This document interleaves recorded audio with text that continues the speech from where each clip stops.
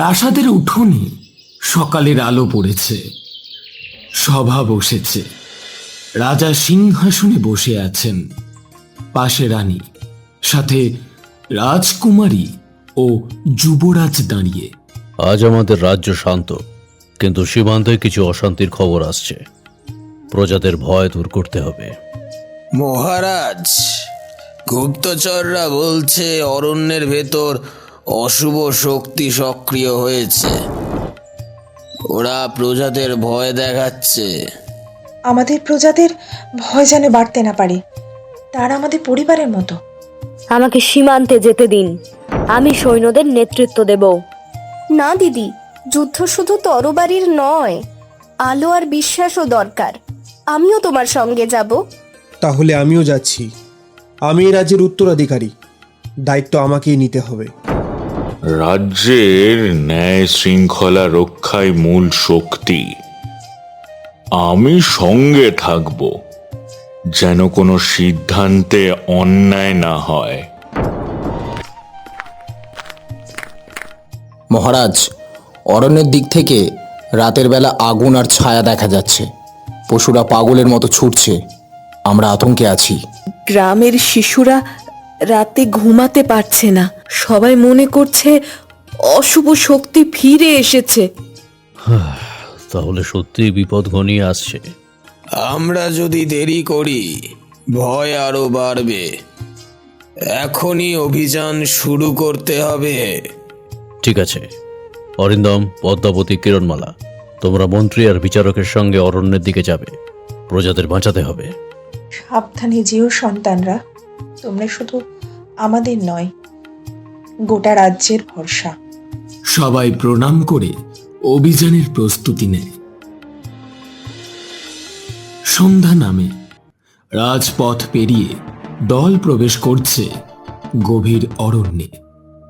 গাছপালার ছায়া ক্রমেই ঘন হচ্ছে। পাখির ডাক থেমে গেছে।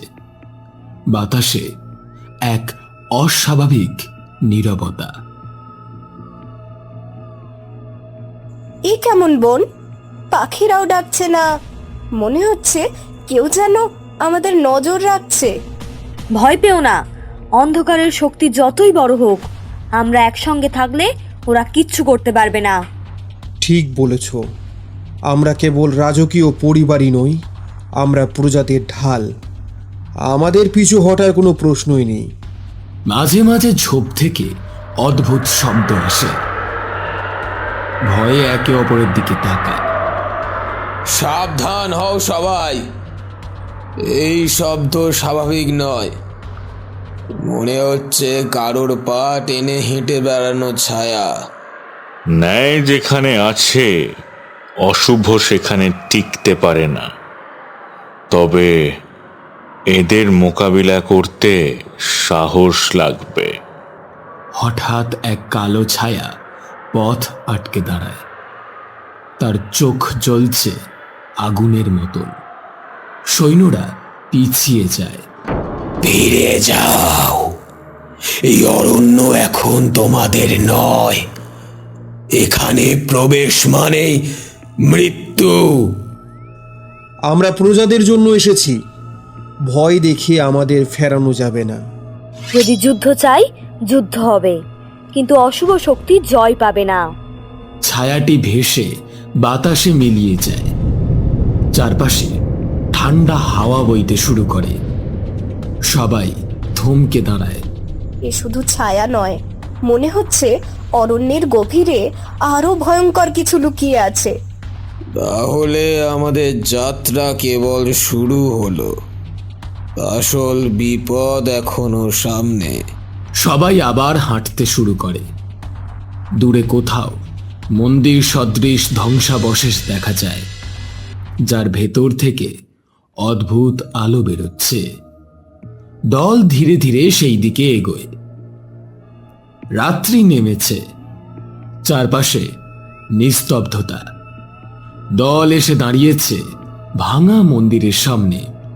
শিলালিপি ফেটে গেছে। ভেতর থেকে এক অদ্ভুত সবুজ আলো বেরিয়ে আসছে। এই আলো জীবনে এমন দেখিনি। মনে হচ্ছে মাটি থেকেই উঠে আসছে। এই জায়গায় কিছু লুকানো আছে, হয়তো শত্রু, হয়তো অশুভ শক্তি। যাই হোক না কেন, আমাদের সত্য জানতেই হবে। ধীরে ধীরে তারা ভেতরে প্রবেশ করে। ভাঙা মূর্তি, ভেঙে যাওয়া স্তম্ভ, মাটিতে ছড়ানো বিভিন্ন শৃঙ্খল পড়ে রয়েছে। হঠাৎ এক পাথরের ফলক চকমক করতে শুরু করে। এটা তো রাজকীয় বংশের প্রতীক, আমাদের প্রাচীন পূর্বপুরুষের চিহ্ন। মানে এই অরণ্যের সঙ্গেই আমাদের বংশের কোনো গোপন ইতিহাস জড়িয়ে আছে। হঠাৎ ফলকের ফাঁক থেকে কণ্ঠস্বর ভেসে আসে। তোমরা কেন এ পথ বেছেছ? রক্তের বন্ধন আজ ভাঙবে। যে শক্তি ঘুমিয়েছিল তাকে জাগালে রাজ্য ধ্বংস হয়ে যাবে। দিদি, দিদি, এটা কার কণ্ঠ? সে যেই হোক, ভয় দেখাচ্ছে। সত্যকে কখনো ঢেকে রাখা যায় না। তুমি যদি সাহসী হও, সামনে এসে দাঁড়াও। আলো আরো তীব্র হয়। পাথরের ফলক ভেঙে গিয়ে ভেতর থেকে কালো ধোঁয়া বেরিয়ে আসে। আমি অরুণেশ্বর, তোমাদের বংশের অভিশাপ। 100 বছর আগে তোমাদের রাজা আমাকে এখানে বন্দি করে রেখেছিল। আজ আজ তোমরা আমাকে মুক্ত করলে। হায় ভগবান, আমরা ভুল করেছি। অভিশপ্ত শক্তিকে জাগিয়ে তুলেছি। এ শুধু অরণ্যের রহস্য নয়, রাজ্যের অস্তিত্ব আজ আজ ঝুঁকিতে। যাই হোক, আমরা লড়ব। এ রাজ্যের রক্ত দিয়ে আর অশুভকে শক্তিশালী হতে দেব না। অরণ্যের মন্দিরের ভিতরে দাঁড়িয়ে আছে সবাই। পাথরের ফলক ভেঙে অরুণেশ্বর নামে অশুভ ছায়া মুক্ত হয়েছে। চারিদিক অন্ধকারে ঢেকে গেছে। বজ্রপাত আর তার সাথে তুমুল ঝড়। প্রজারা ভয়ে কাঁপছে। অবশেষে আমি মুক্ত। শতাব্দীর অভিশাপ ভেঙে গেল। তোমাদের রাজ্য, তোমাদের সুখ সব ধ্বংস হবে। অরণ্যের পেছন থেকে রানী আর কিছু সৈন্য নিয়ে বেরিয়ে আসেন রাজা বিক্রমাদিত্য। না অরুণেশ্বর, যতদিন আমার বংশ আছে ততদিন রাজ্যে অশুভ জিততে পারবে না। আমাদের সন্তানেরা নির্দোষ। যদি রক্তের বন্ধনে অভিশাপ হয়, তবে আমাকেই নাও। না মা, কেউ আত্মবলিদান দেবে না। এ যুদ্ধ আমার। আমি এ রাজ্য রক্ষা করব। আমরাও তোমার সঙ্গে লড়বো। ভয় পেলে চলবে না। আমাদের বংশ একসাথে লড়লে অশুভ টিকবে না। মন্ত্রী সামনে এসে প্রাচীন শাস্ত্রের মন্ত্র উচ্চারণ করতে শুরু করে। বিচারক বিনোদ রায় সবাইকে শৃঙ্খলায় দাঁড় করান। চারপাশের আলো জ্বলজ্বল করতে থাকে। এ একত্রিত হওয়ার চেষ্টা বৃথা।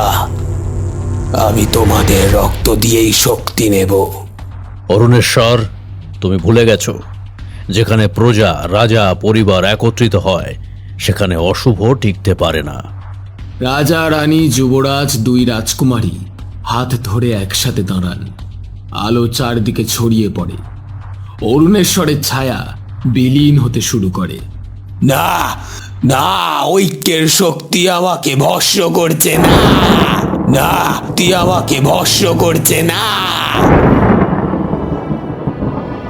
আজ আমরা প্রমাণ করলাম অন্যায়ের শাস্তি হয় আর ঐক্যের রক্ষা।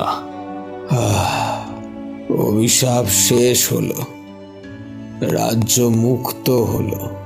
রানী সুনন্দা চোখে জল নিয়ে হাসেন, আর রাজা বিক্রমাদিত্য কন্যা ও পুত্রের মাথায় হাত রেখে বলেন, মনে রেখো সন্তানরা, রাজ্য টিকে থাকে তলোয়ারের জোরে নয়, ঐক্যের জোরে।